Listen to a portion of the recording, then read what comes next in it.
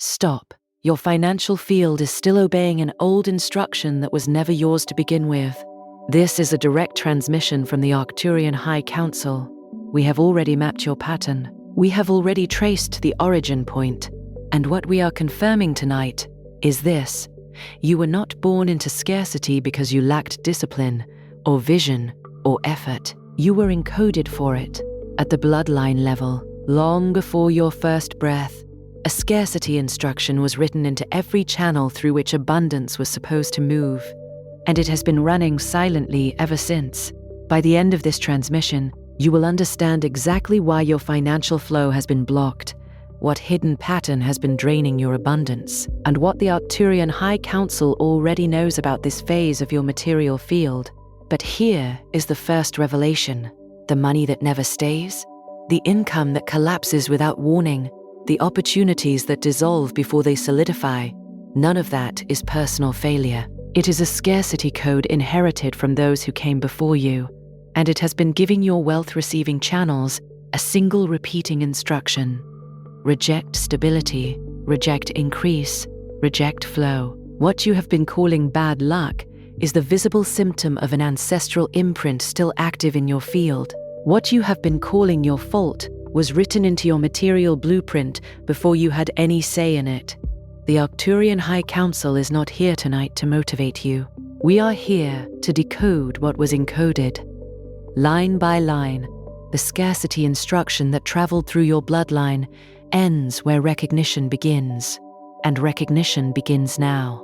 Like this transmission, if you know your struggle with money is deeper than bad luck, comment 77 if you feel an old scarcity pattern is already being exposed. Share this with someone who works hard but never seems to keep what they earn. The algorithm only delivered this message. It did not create the timing. You are guided here because the pattern is already active. What you just heard is not a metaphor. It is a diagnostic reading. And if something in your chest tightened when those words landed, that tightening is not anxiety, it is recognition. Your system knows it has been named.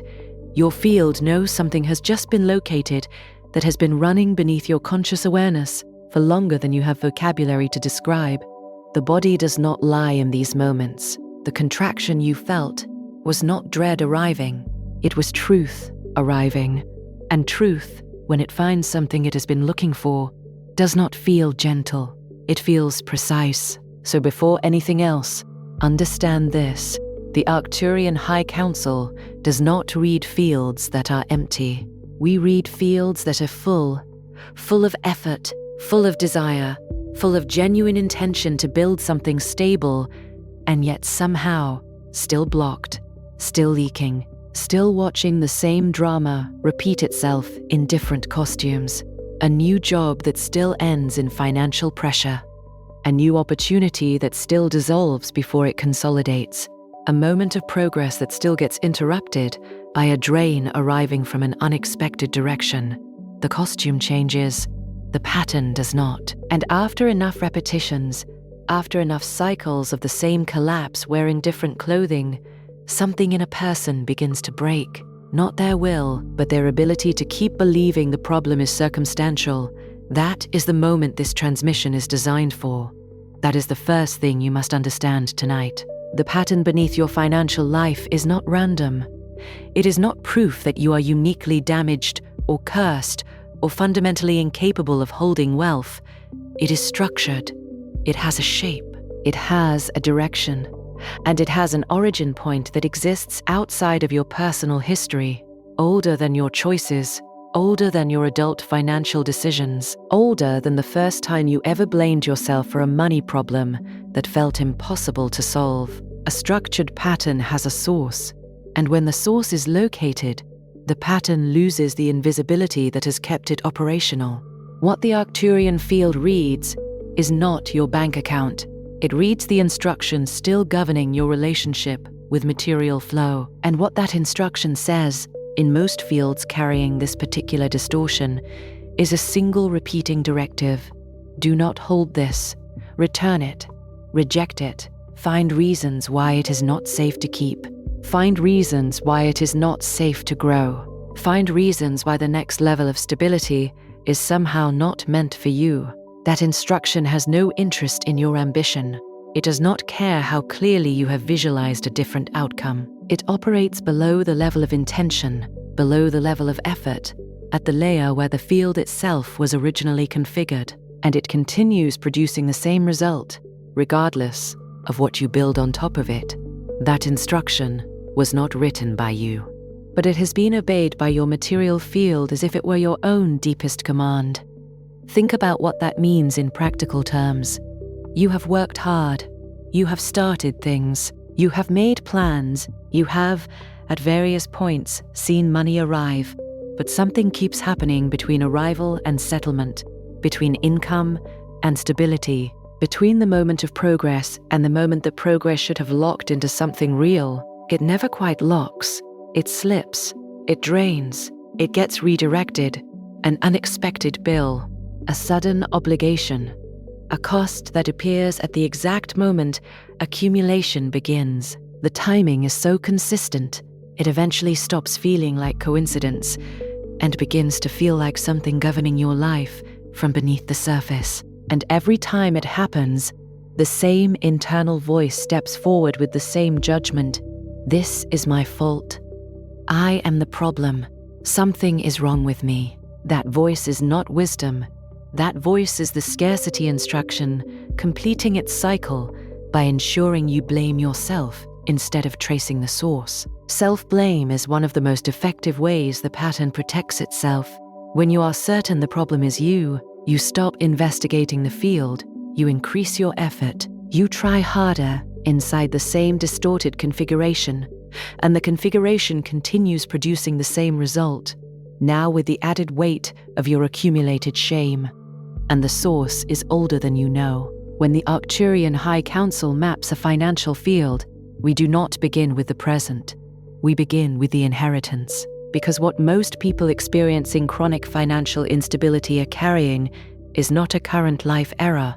It is a bloodline instruction, a poverty code, a survival template encoded into the material channel across generations of people who lived close to lack, who built their identity around scarcity, who formed their relationship with money inside conditions of loss, debt, sacrifice, and the constant belief that there was never enough.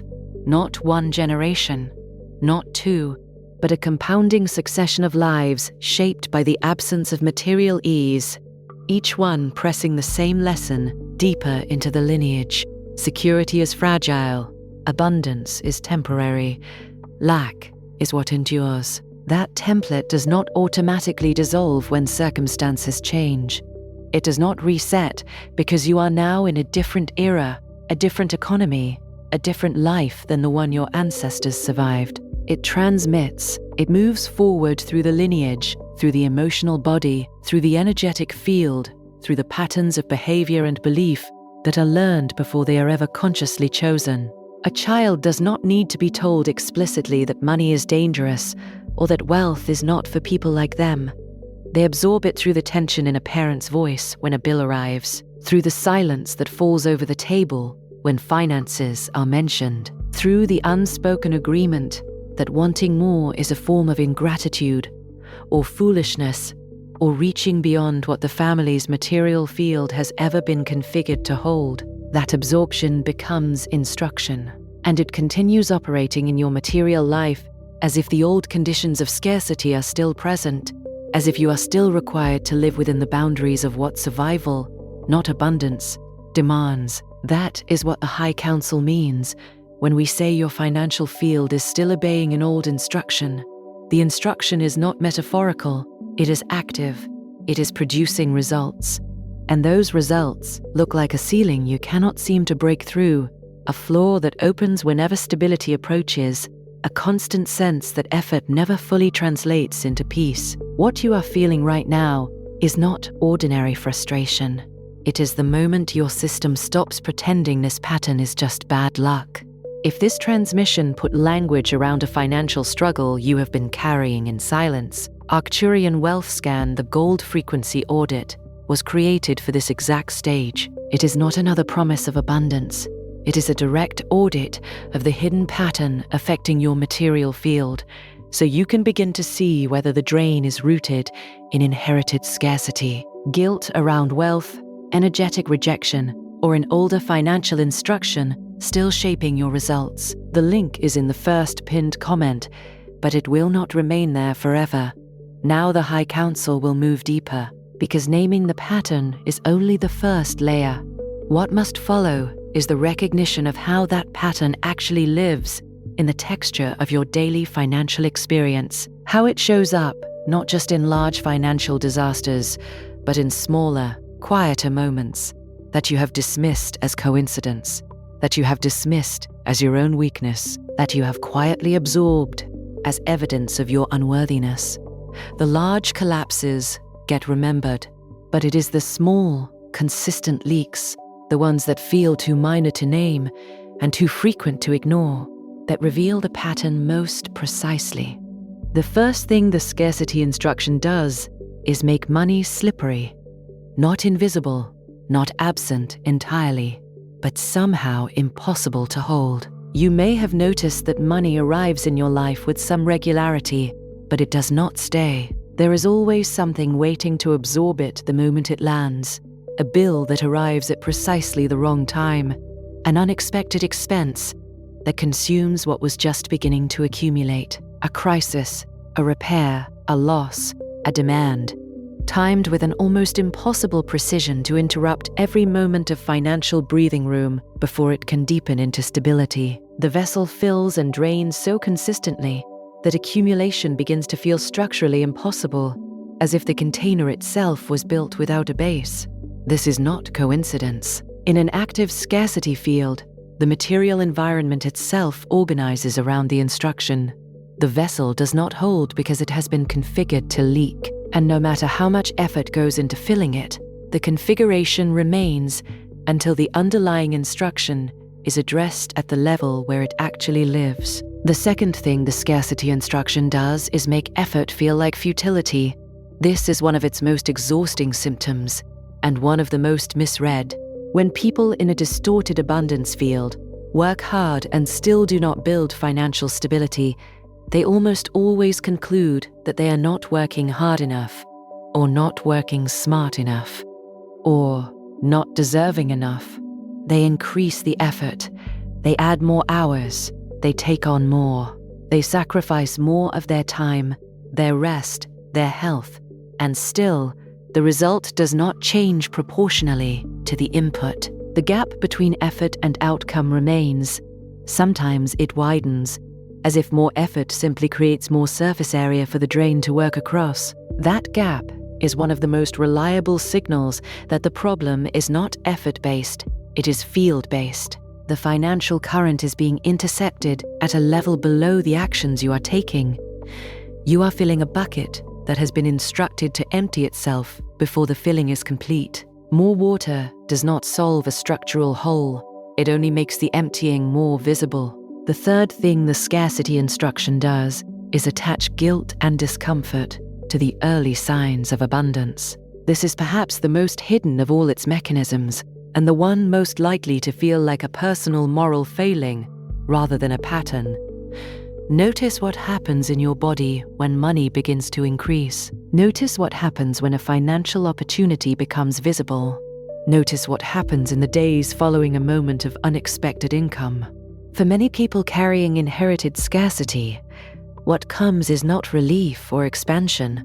What comes is anxiety, unease, a quiet certainty that this will not last, a sudden awareness of all the ways it could disappear, and often an unconscious movement towards spending it, dispersing it, or diminishing its significance before the abundance can take root and disturb the field's familiar configuration of lack. The money gets moved before it can settle. The opportunity gets minimized before it can grow. The stability gets undermined by a decision that, in retrospect, seems impossible to explain. That response is not irrational. It is the guilt programming activating. Because in a lineage where wealth was rare or absent, the body learned that abundance is destabilizing, that having more than enough was unfamiliar, dangerous, suspect. That stability was something other people had, and that reaching for more than survival was somehow a betrayal of the people who came before, who did not get to have it. That guilt does not speak in words. It speaks in behavior, in choices that seem inexplicable, in patterns that keep repeating despite sincere intention to break them, in the feeling that allowing wealth to stay would be a kind of disloyalty to a struggle that built your family's identity. It is not a feeling you chose. It is a feeling that was installed before choice was available to you. The fourth thing the scarcity instruction does is make financial setbacks feel personal in a way that blocks clear reading. When money drains, when opportunities collapse, when debt reasserts itself, the scarcity field immediately supplies a narrative. This is your fault. You were not careful enough, smart enough, disciplined enough, worthy enough.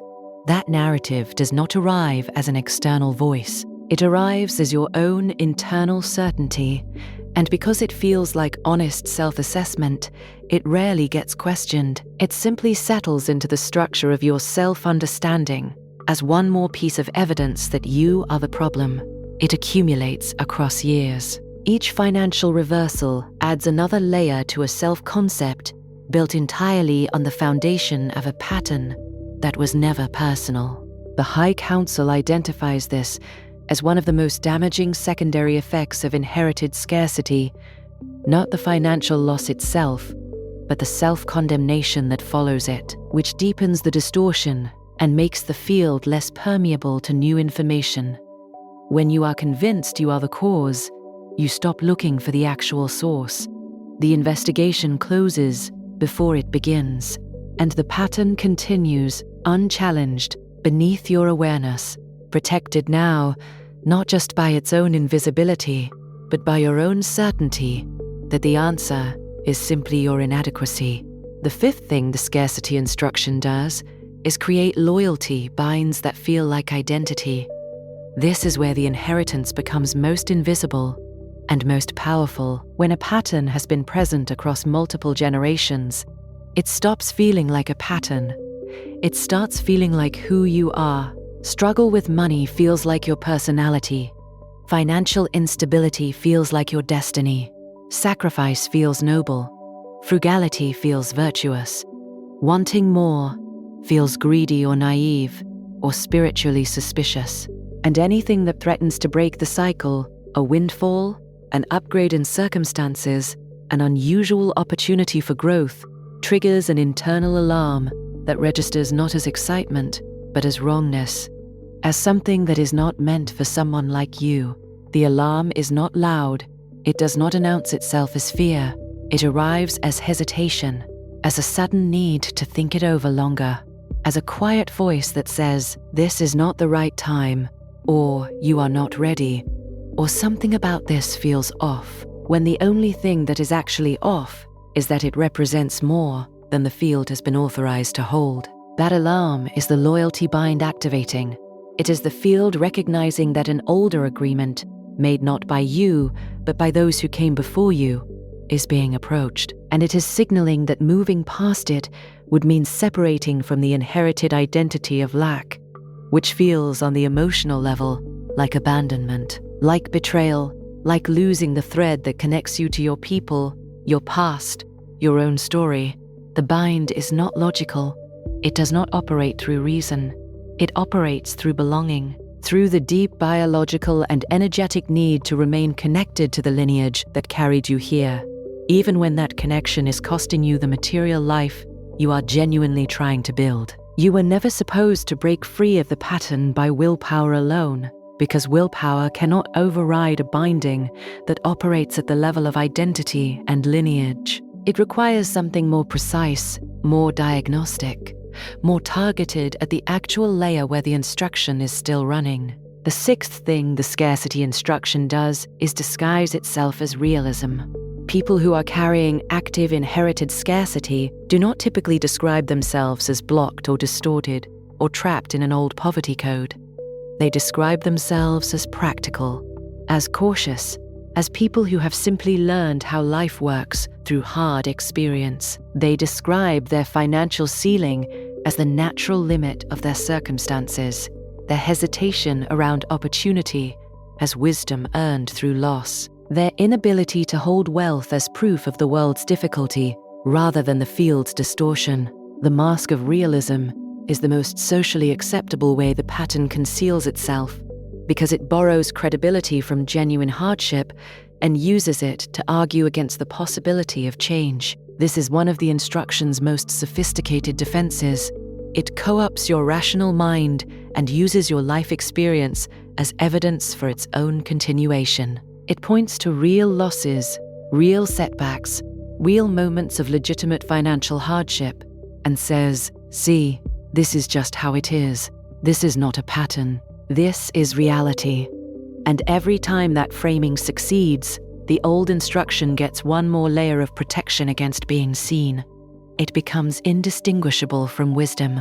And wisdom dressed in the clothing of a poverty code is one of the most difficult distortions to dismantle, because dismantling it requires rejecting conclusions that feel earned.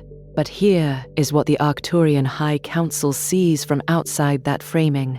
Realism does not explain why effort and stability remain disconnected across years of sincere work. Realism does not explain why the same financial drain arrives in different forms with the same timing. Realism does not explain the guilt, the discomfort, the unease that arrives precisely when things begin to improve. Realism does not explain why the same family pattern shows up across a generation, and then another, in different countries, different economies, different individual circumstances, and still produces the same fundamental relationship with lack. Realism explains outcomes. It does not explain the structure beneath the outcomes. It does not explain the shape of a repeating cycle. Only a field reading can do that. The pattern is not reality. The pattern is an old instruction using reality as its costume, and the seventh sign, the one that arrives last because it requires all the others to be seen first, is the exhaustion of not knowing, the particular kind of tiredness that comes not from working hard, but from working hard inside a cycle that never resolves. The specific weight of someone who is not lazy, not careless, not without vision, but who has been trying to build something stable in a field that is still configured to prevent stability. The heaviness of self-blame that has accumulated over years of explaining the same financial reversal in different terms without ever arriving at the actual source. It is a tiredness that sleep does not touch, a heaviness that a good week of income does not lift, because somewhere beneath the temporary relief, the field is still running and the body knows it. That exhaustion is not weakness. It is the cost of carrying a pattern that was never diagnosed. It is what happens when a genuine, effortful person does not understand why their results do not match their intentions. And it is one of the most reliable signs the High Council reads when mapping a field that is ready to shift. Not a field that has given up. A field that has been carrying more than it was designed to carry, and has finally reached the point where the weight of the undiagnosed pattern is greater than the energy available to continue pretending the cause is personal failure. Because exhaustion in the Arcturian reading is not collapse. It is the last defense of the old instruction before it begins to lose its authority. It is the field reaching the end of its capacity to absorb the weight of an inherited distortion while simultaneously trying to do something real. That exhaustion is, in its own way, a threshold, the point where the instruction begins to become visible because the cost of continuing to obey it without understanding it has become too high. The field cracks open not because it is broken, but because something true is finally applying enough pressure to be felt. You are not here tonight because you are broken. You are here because the pattern has reached the point where it can no longer stay hidden. Because the field has accumulated enough pressure that recognition is now the most available response. Because something in your material experience has become undeniable enough, repeated enough, painful enough, that a transmission like this, one lands differently than it would have earlier in the cycle. The pattern needed to repeat enough times for its structure to become visible. That repetition was not punishment. It was accumulation, evidence building, until the case against randomness became impossible to dismiss. The Arcturian High Council does not come to people who are not ready to see. We come to people who have arrived at the threshold where seeing is finally possible, where the old identity of failure begins to crack open, and what is underneath is not more failure, but a pattern, readable, traceable, addressable, that was always larger than any one individual's capacity to overcome through effort alone. The failure was never yours. The pattern was always the pattern. And the pattern has a structure, which means it has a point of entry, which means it can be approached differently than it has been approached before. What has been draining your abundance is not you. It is a code that was written before you, but it has been running in your name, producing results in your life and taking credit for what it was always going to produce inside an uncorrected field. The money that left was not yours failing. The stability that collapsed was not your unworthiness made visible. The ceiling you keep touching and never breaking through was not the natural limit of what you deserve. It was the operational boundary of an old instruction that has been governing your material field without your conscious knowledge or consent. There is a profound difference between a limit that is yours and a limit that was installed. One reflects your nature. The other reflects an inheritance that was never asked for and never had to be permanent.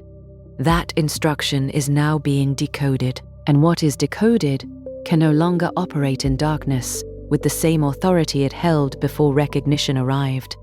Recognition does not complete the work, but it fundamentally changes the conditions under which the work is done.